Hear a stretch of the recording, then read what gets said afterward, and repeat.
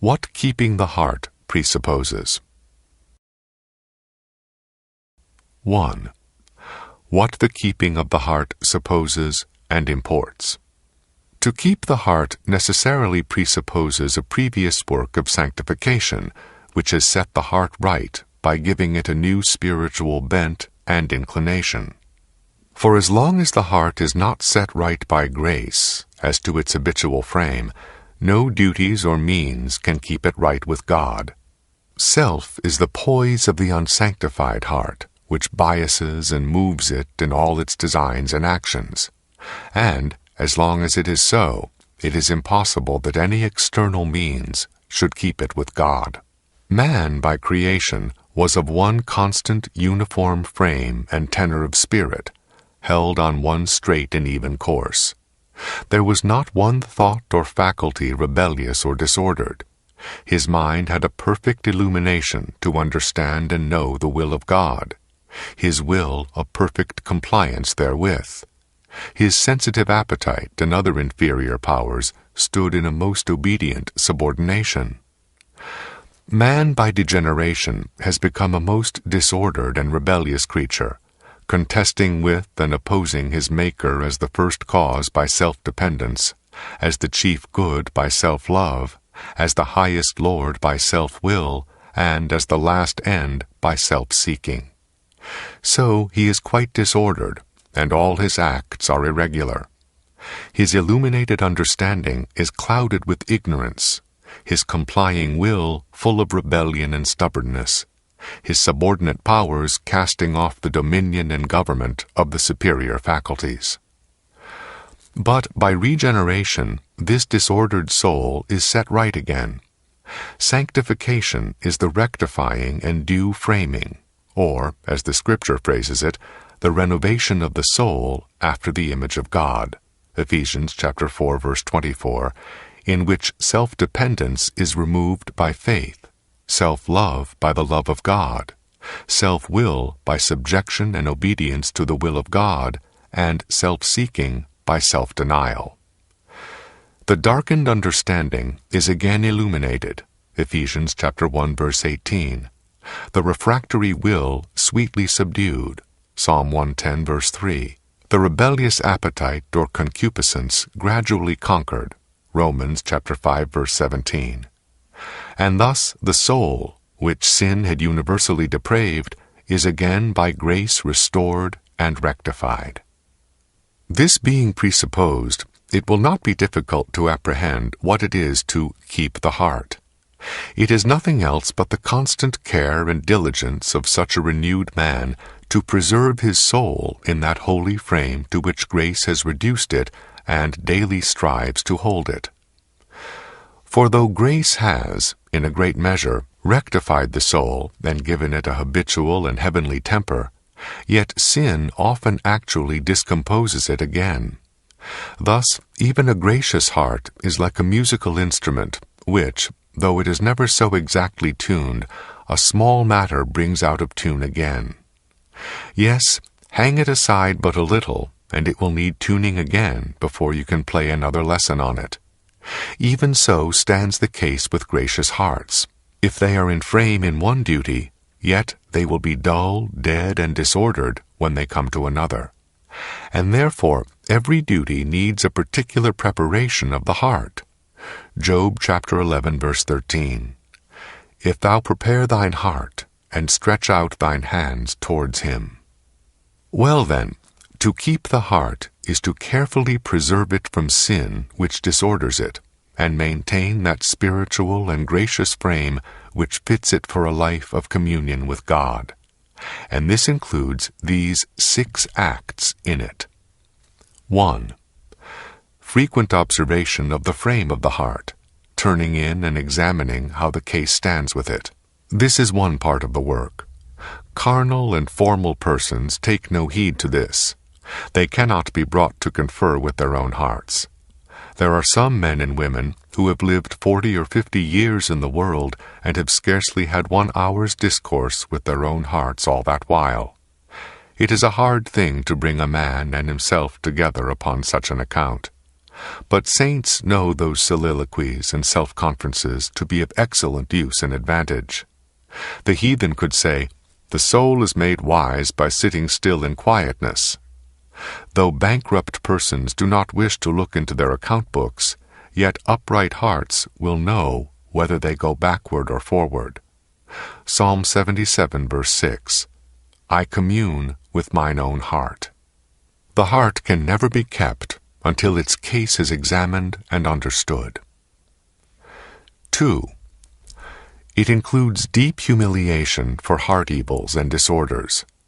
Thus Hezekiah humbled himself for the pride of his heart. 2 Chronicles chapter 32, verse 26. Thus the people were ordered to spread forth their hands to God in prayer in a sense of the plague of their own hearts. 1 Kings chapter 8, verse 38. Upon this account, many an upright heart has been laid low before God. Oh, what a heart have I! They have, in their confessions, pointed at the heart as the pained place. Lord, here is the wound, here is the plague sore.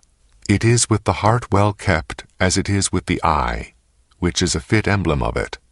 If a small piece of dust gets into the eye, it will never stop twinkling and watering till it has wept it out. So the upright heart cannot be at rest till it has wept out its troubles and poured out its complaints before the Lord. 3. It includes earnest supplications and instant prayer for heart-purifying and rectifying grace when sin has defiled and disordered it. So, Psalm 19, verse 12, "Cleanse thou me from secret faults," and Psalm 86, verse 11, "Unite my heart to fear thy name." Saints have always many such petitions pending before the throne of God's grace. This is the thing which is most pleaded by them with God. When they are praying for outward mercies, perhaps their spirits may be more remiss, but when it comes to the heart case, then they extend their spirits to the utmost, fill their mouths with arguments, weep and make supplication. Oh, for a better heart! Oh, for a heart to love God more! Oh, for a heart to hate sin more, and to walk more evenly with God! Lord, deny not to me such a heart, whatever thou deniest me. Give me a heart to fear thee, love and delight in thee, even if I beg my bread in desolate places. It is observed of holy Mr. John Bradford that, when he was confessing sin, he would never stop confessing until he had felt some brokenness of heart for that sin. And when praying for any spiritual mercy, he would never give up that suit until he had gotten some relish of that mercy. That is the third thing included in keeping the heart. 4. It includes the imposing of strong engagements and bonds upon ourselves to walk more accurately with God and avoid the occasions whereby the heart may be induced to sin. Well-composed, advised, and deliberate vows are, in some cases, of excellent use to guard the heart against some special sin. So Job chapter 31, verse 1, "I made a covenant with mine eyes." By this means, holy ones have overawed their soul and preserved themselves from defilement by some special heart corruptions. 5. It includes a constant holy jealousy over our own hearts. Quick-sighted self-jealousy is an excellent preservative from sin. He who will keep his heart must have the eyes of his soul awake and open upon all the disorderly and tumultuous stirrings of his affections. If the affections break loose and the passions are stirred, the soul must discover and suppress them before they get to a height. O my soul, do well in this. My tumultuous thoughts and passions, where is your commission? Happy is the man that thus feareth always. Proverbs chapter 28, verse 14. By this fear of the Lord it is that men depart from evil, shake off security, and preserve themselves from iniquity. He who will keep his heart must feed with fear, rejoice with fear, and pass the whole time of his sojourning here in fear. and all this is little enough to keep the heart from sin. 6. And, last, to add no more, it includes the realizing of God's presence with us and setting the Lord always before us. This the people of God have found a singular means to keep their hearts upright and preserve them from sin. When the eye of our faith is fixed upon the eye of God's omniscience, we dare not let out our thoughts and affections to vanity. Holy Job dared not suffer his heart to yield to an impure, vain thought. What was it that moved him to so great a circumspection? Why, he tells you in Job chapter 31, verse 4, "Doth he not see my ways, and count all my steps? Walk before me, said God to Abraham, and be thou perfect." Genesis chapter 17, verse 1. Even as parents used to set their children in the congregation before them, knowing that otherwise they would be toying and playing, so the heart of the best man would also be misbehaving, were it not for the eye of God. In these and such like particulars, gracious souls express the care they have for their hearts. They are as careful to prevent the breaking loose of their corruptions in times of temptation as seamen are to bind fast the guns so that they do not break loose in a storm. They are as careful to preserve the sweetness and comfort they have from God in any duty as one who comes out of a hot bath or great sweat is of catching cold by going forth into the chilly air. This is the work, and of all works in religion, it is the most difficult, constant, and important work. It is the hardest work. Heart work is hard work indeed.